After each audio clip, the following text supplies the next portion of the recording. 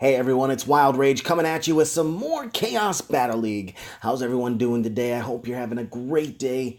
Today, in this video, what I'm planning to do is I'm planning on going through some of the best and some of the worst cards in Chaos Battle League right now. This might change when the balance changes come out or go live. I don't believe they're live quite yet. I could be wrong. Correct me if I'm wrong. Let me know. But anyways, as you know, I'm in the World End Guild right now, and we have one of our players named Replay right here, number 5 in the world, who was nice enough to go ahead and rank his idea of what the best and the worst cards are in the game right now. And I've gone through the list, and I like it. I think it's good.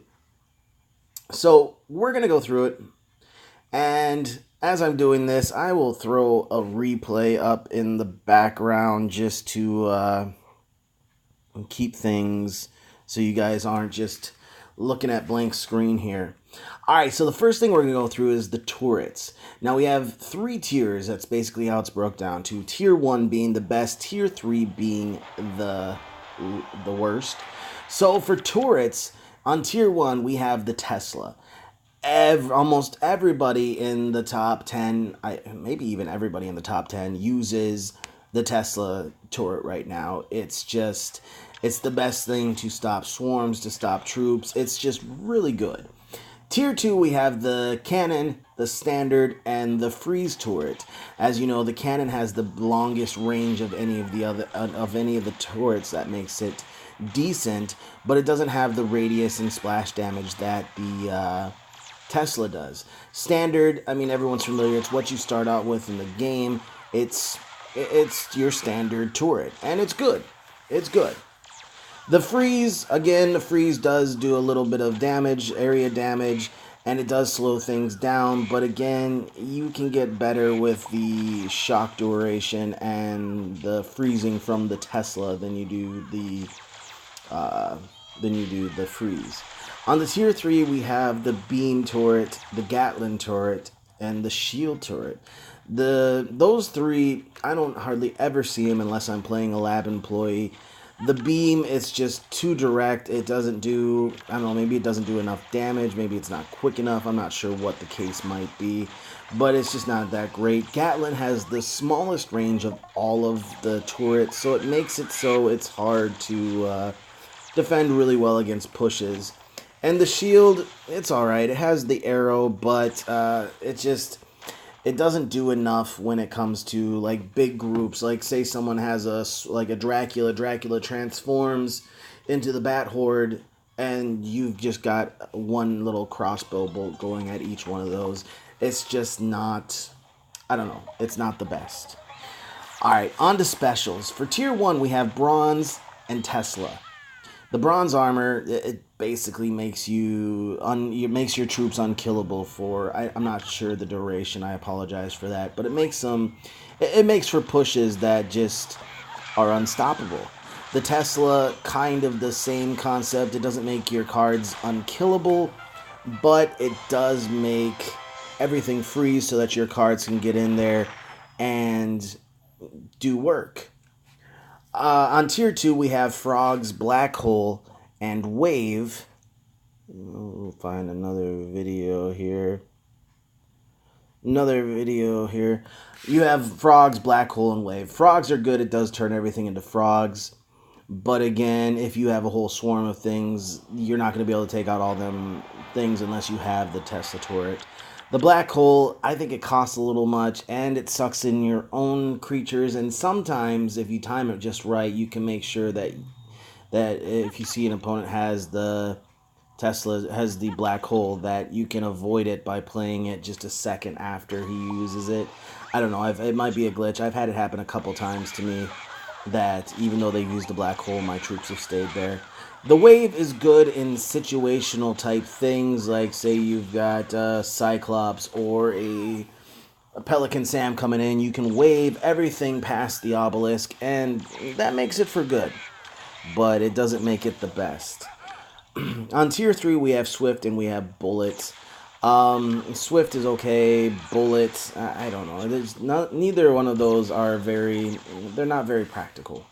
Alright, let's move on to the common cards. For tier 1, we have Bolt, which is the spell, you know, the 2 cost, little lightning strike. And we have the Pistoliers and the Captain.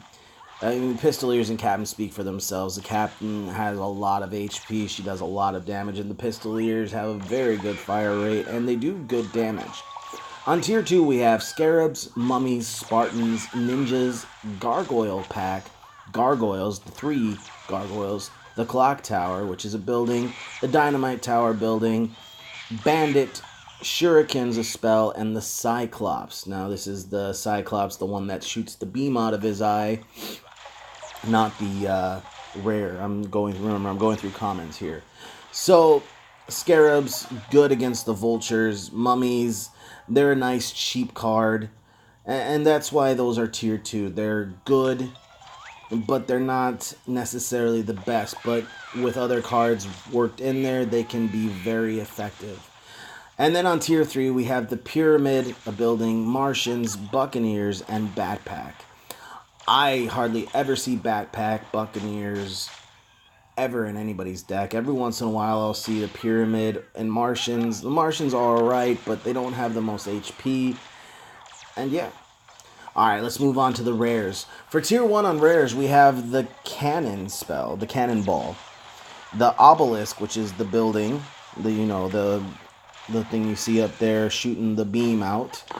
And the Werewolf. The Werewolf, of course, is it's your tank. It attacks the buildings, it jumps over bridges, it just goes in and does damage to buildings. For tier 2, we have the Dojo, which is the building that spawns out the ninjas, the Alchemist, Gunslinger, Trapper, Trojan Horse, Van Helsing, Sands of Time spell, Cyclops, the Sandstorm spell, Oni, Quartermaster, and Samurai.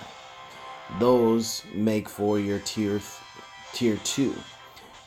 And then on tier 3, we have the Bobby's Energy Generator and the Tavern. The Bobbies, they move too slow. They're a little too fast. Or, I'm sorry, they move too slow, and they do, I don't know that they do enough damage to really get anything, going.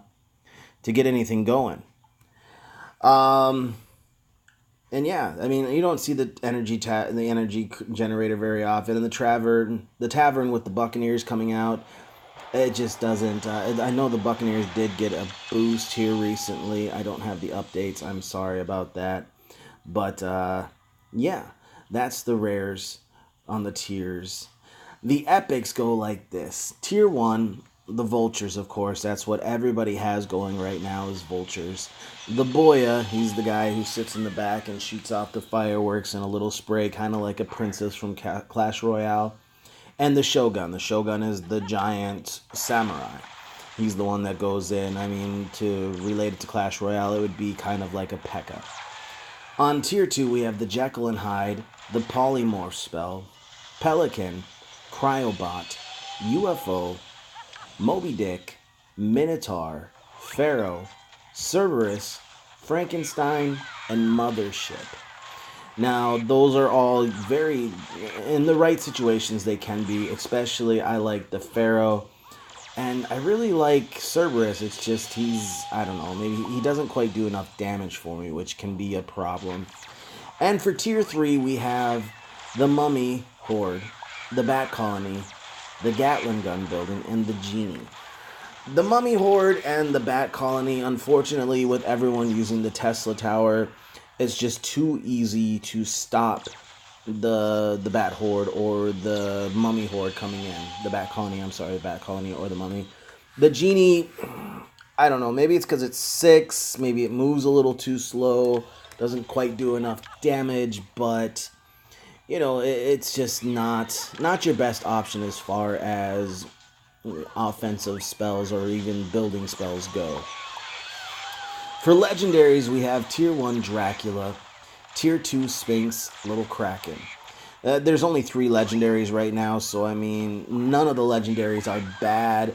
Maybe the Sphinx could do a little more damage. I think it does like 45 damage per second or something like that. So maybe a little bit more in that, but you know, hey. All right. So now to go through the top, the top, the top card from each. Just a couple special things. So for the Bolt, you know, this card plays a huge part of both offense and defense. The card is very effective on both sides of the map. Whether it's when you throw down a Vulture to get that couple extra seconds, or whether you use it to destroy something or freeze something on the other side to give you a little more time to attack it. The Bronze Armor special, I mean, it's almost, if you play it right, it's unstoppable. It'll get you a tower almost every time if you play it properly. Very hard to defend against because they're bronze. You can zap them and freeze them for a minute, or bolt them and freeze them for a minute with the stun duration, but, you know, that's it. The Vultures, I mean, everybody's using the Vultures. Everybody, you know the deal is. Throw the Vultures over when you got a tank coming in, so the tower's on the tank. And you can do a lot of damage really quick. The Obelisk is, as Replay says, it's probably one of the best defensive guards in the game right now.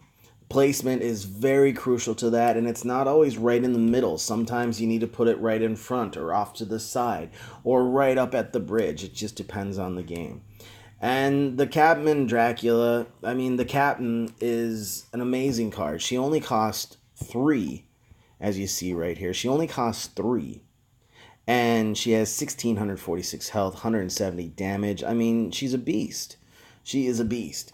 And Dracula, I'd show you Dracula, but if you guys are not aware, I don't have Dracula. I would love to have Dracula, but I don't have him yet. So, but I mean, look at his stats there. His stats says it all about him. He's a monster. And that's just the way it is. He's just a monster. Let's look at these Buccaneers real quick. Where are the Buccaneers? There they are. All right, so the Buccaneers, they're not bad. They're very fast. I would compare them to, like, of course, the Stab Goblins in Clash Royale, but I don't know. It's not. They're not that great. They're not that great. And all right, so ladies and gentlemen, that pretty much does it here for what the best and worst cards are according to Replay, and I agree almost completely with that. I'm a little partial to the Gunslinger myself. I almost always feature her in a deck, but I think that's just because I have a little bit of a crush on her, truth be told. Otherwise, this is a very good list. If you haven't downloaded Discord yet, you guys should really download Discord and go on to the Chaos Battle League, because there's always tips, always suggestions going on. You can ask all the top players, almost all the top players are on there and willing to answer questions and give suggestions if you talk to them. It's as simple as that. As I said, I don't know what the updates are. I didn't get that, so I can't do that. But I hope you enjoyed the best and worst cards in just one person's opinion. Don't remember, this of course always relies on your play style, what you want to do, and just because it says it's the best doesn't mean you can't use something else. Experiment, try different things, and with the season ending tomorrow, yeah, you just gotta push. All right, everybody, I think that's gonna do it for this time. That is it. It's a wrap. So until next time, this is Wild Rage saying peace out, keep battling, and push until tomorrow.